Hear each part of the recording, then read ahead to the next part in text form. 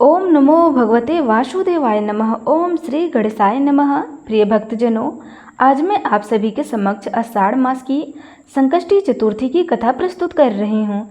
संकष्टी का अर्थ होता है संकटों से मुक्ति। आषाढ़ मास की कृष्ण पक्ष की चतुर्थी को आषाढ़ संकष्टी चतुर्थी कहा जाता है। प्रत्येक संकष्टी के दिन गणेश भगवान की एक विशिष्ट रूप की पूजा की जाती है। आषाढ़ महीने की संकष्टी के दिन गणेश भगवान के विश्व पिंगल महागणपति रूप की पूजा होती है। पिंगल गणपति भगवान को श्री गणपति पीठ से जोड़ा गया है। पिंगल का अर्थ गहरे भूरे रंग का माँ दुर्गा का एक नाम जो शक्ति का प्रतीक है। इस रूप में गणेश भगवान का शरीर तपे हुए सोने की तरह चमकता है कि उनका विशाल शरीर में 8 हाथ गणेश भगवान की दाहिनी भुजा के 4 हाथों में एक चमकता हुआ अंकुश होता है। एक तीर, एक माला और एक दय और बाएं भुजा के 4 हाथों में वह एक फंदा, एक धनुष, एक इच्छा देने वाला लगा और लड्डू पकड़े हुए हैं। उन्होंने लाल रंग के वस्त्र धारण कर रखे हैं। परंतु संकष्टी चतुर्थी का अपना विशेष महत्व होता है। संकष्टी चतुर्थी पुत्र सुख प्रदान करने वाला है। आइए शुरू करते हैं आषाढ़ माह की संकष्टी चतुर्थी का व्रत कथा।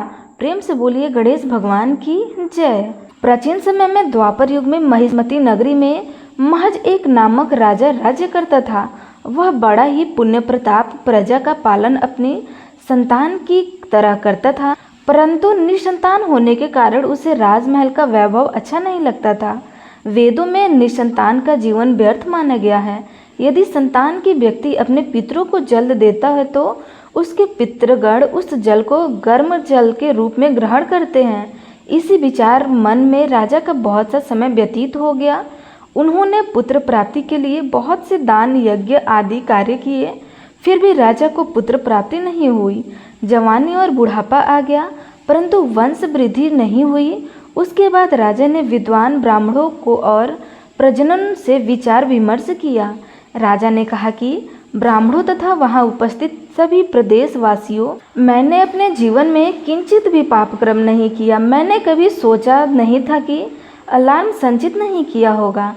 मैंने तो सदा अपनी संतान की तरह प्रजा का पालन किया है तथा धर्म आचरण द्वारा ही शासन किया। चोर डाकुओं को दंड दिया, इष्ट मित्रों के भोजन की व्यवस्था की जाए तथा ब्राह्मणों का चिंतन करते हुए चित्त पुरुषों का आदर सत्कार किया है। फिर भी मुझे अभी तक संतान न होने का क्या कारण है? राजा के मन की व्यवस्था जानकर विद्वान ब्राह्मणों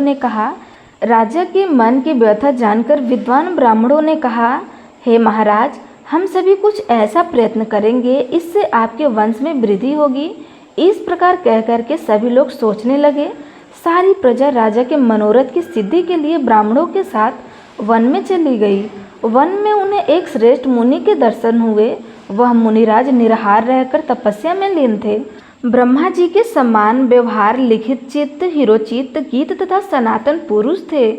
सभी विद्वाओं में निपुण और अनेक ब्रह्म ज्ञान संपन्न वह पुण्य आत्मा थे। उनका निर्मल नाम लोमेश ऋषि था। प्रत्येक कल्पना में उनके एक एक रोत प्रतीत होते थे, इसलिए उनका नाम लोमस ऋषि पड़ गया। तथा सभी लोग उन तेजस्वी मुनि को प्रणाम करके उनके समक्ष खड़े हो गए। मुनि के दर्शन से सभी लोग प्रसन्न होकर आपस में बात करने लगे कि हम सभी को सौभाग्य से ही ऐसे मुनि के दर्शन हुए हैं। अवश्य ही इनके उपदेश से हम सभी का मंगल ही होगा। ऐसे निश्चय करके उन सभी ने मुनिराज से कहा, हे ब्राह्मण, हमारे दुख का कारण सुनिए। अपने संदेह के निवारण के लिए हम सभी आपके पास आए हैं। तब महर्षि लोमहर्ष ने पूछा कि हे सज्जनों, आप सब ने यहाँ किस अभिप्राय से आए हुए हैं? मुझसे आप सबका क्या प्रयोजन है? स्पष्ट रूप से कहिए, मैं आपके संदेह का निवारण करूँगा। तब प्रजनों ने उत्तर दिया, हे मुनीश्वर, हम महिष्मती नगरी के निवासी हैं। हमारे राजा का नाम ही जीत है। वह राजा ब्राह्मणों के रक्षक, परमात्मा, दानवीर, सूरवीर एवं मधुरभाषी हैं। उन्होंने हम सभी का पालन पोषण किया, परंतु ऐसे पुण्यात्मा राजा को आज तक संतान की प्राप्ति नहीं हुई। यह भगवान माता पिता तो केवल जन्मदाता होते हैं, परंतु राजा वास्तव में पोषक एवं संवर्धक होते हैं। उसी राजा के निर्मित हम सभी इस गहन वन में आए हुए हैं। महर्षि, आपको ऐसी युक्ति बताइए जिससे राजा को संतान की प्राप्ति हो, क्योंकि इतने गुणवान राजा की अगर कोई संतान न हो तो वह बड़े दुर्भाग्य की बात है। उनके सौभाग्य से ही हमने अपना दर्शन किया है। हे मुनिवर, व्रत दान पूजन आदि राजा को पुत्र प्राप्त हो, आप कृपा करके हम सभी को बताइए। प्रवासियों की बात सुनकर महर्षि बोले, भक्तजनों, आप सभी ध्यान पूर्वक सुनिए। संकट नाशक व्रत के बारे में, यह व्रत को संतान और धन प्राप्त कराता है। आषाढ़ कृष्ण चतुर्थी के दिन गणेश भगवान की पूजा करें। पूरे विधि विधान से व्रत करके युक्त हो ब्राह्मणों को भोजन कराए और उन्हें वस्त्र दान करें। पूरे विधि विधान से भगवान की पूजा और व्रत करने से राजा को अवश्य ही पुत्र की प्राप्ति होगी। महर्षि लोमहर्ष की यह बात सुनकर सभी लोग हाथ जोड़कर खड़े हो गए। नतमस्तक होकर दंडवत प्रणाम करके सभी ने अपने नगर को लौट आए। वन में घटी इस घटना के बारे में सभी प्रदेशवासियों ने राजा महिजीत को बताया।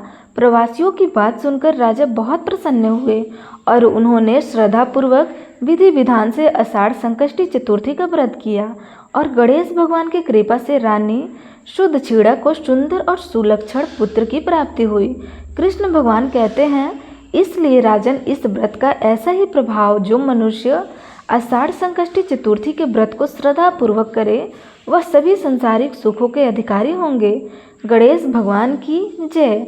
आइए अब जानते हैं आषाढ़ संकष्टी चतुर्थी की धूम प्रवीण। संकष्टी चतुर्थी के दिन सूर्योदय से पहले उठकर नाम आदि से निर्वित होकर लाल रंग के वस्त्र धारण करें। इस दिन लाल रंग के वस्त्र धारण करना बहुत ही शुभ माना जाता है। इसके बाद गणेश भगवान की पूजा की शुरुआत करें।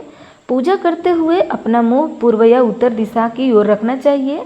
सबसे पहले गणेश भगवान की मूर्ति को फूल से अच्छी तरह सजाते हुए पूजा में तेल, गुड़, लड्डू, तांबे के कलश में पानी, धूप, चंदन, समी का पत्र और बेलपत्र और प्रसाद के तौर पर लिया जाता है। नारियल रखें। गणेश भगवान की पूजा करते हुए देवी दुर्गा की प्रतिमा भी अपने पास रखें। ऐसा करना बहुत ही शुभ माना जाता है। फिर गणेश भगवान को रोली, फूल और जल से अर्पित करें। तिल, लड्डू या मोदक का भोग लगाएं। फिर गणपति भगवान के सामने धूप दीप जलाकर इस मंत्र का जाप करें, ओम गण गणपते नमः। पूजा के बाद फल, दूध या साबुदाने को छोड़कर कुछ और न खाएं। शाम के समय चांद निकलने से पहले गणेश भगवान की पूजा करें और आषाढ़ संकष्टी चतुर्थी की कथा सुने या सुनाएं। पूजा करने के बाद वहां उपस्थित सभी के बीच प्रसाद को बांट दें। फिर चंद्रमा उदय होने के बाद चंद्रमा को अर्घ देकर व्रत को खोलें। गणेश भगवान की पूजा करने से घर में नकारात्मकता में काम दूर हो जाते हैं और घर में शांति बनी रहती है। इस प्रकार आषाढ़ संकष्टी चतुर्थी की कथा और पूजन विधि